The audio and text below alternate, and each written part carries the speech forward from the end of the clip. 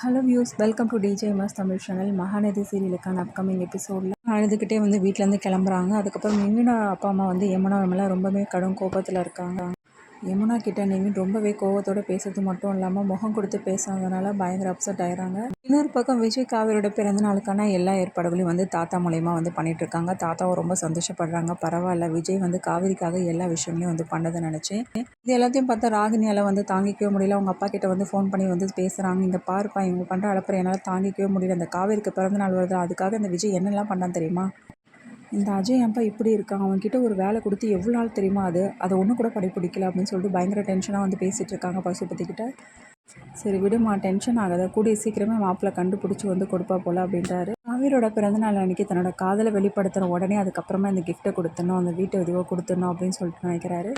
தாத்தா கிட்டேயுமே இதை பற்றி பேசுகிறாரு. தாத்தா, அந்த கிஃப்ட்டை கொடுத்தா கண்டிப்பாக காவிரி ஏற்றுப்பாளா தாத்தா அப்படின்னு சொல்லிட்டு. கண்டிப்பாடா, ஏன் நீ கொடுத்த கிஃப்ட்டை ஏன் ஏற்றுக்க மாட்டாளா என்ன?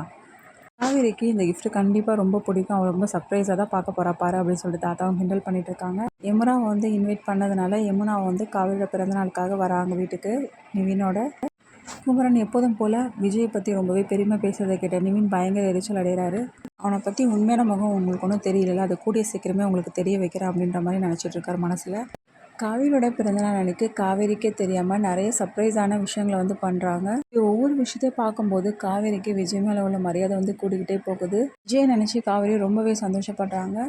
காவேரியோட அம்மா, பாட்டி, அக்கா அப்படின்னு எல்லாமே விஷ் பண்ணுறாங்க. காவேரிக்கு நிறைய பரிசுகளும் வருது.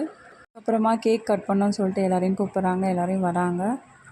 காவேரியும் கேக் கட் பண்ணுறாங்க. எல்லாருமே ரொம்ப சந்தோஷமாக இருக்காங்க. இது எல்லாத்தையும் பார்த்துட்டு அந்த ராகினி மட்டும் பயங்கர கடுப்படைகிறாங்க. காவிரியோட பிறந்தநாள் பெருசாக விஜய் அந்த வீட்டோட சாவி கொடுக்குறாங்க. இதை பார்த்து ரொம்ப சந்தோஷப்படுறாங்க மற்றவங்க எல்லாருமே. காவேரிக்கு ஒரு பேரதிர்ச்சியாக இருக்குது. இது எதுக்காக எனக்கு அப்படின்னு சொல்லிட்டு கேள்வியும் கேட்குறாங்க. என்ன காவேரி, நீ இப்படி சொன்னால் எப்படி? இந்த பிறந்தநாள் அன்றைக்கி நான் ப்ரெசென்ட் பண்ணணும்னு நினச்சிட்டே இருந்தேன்.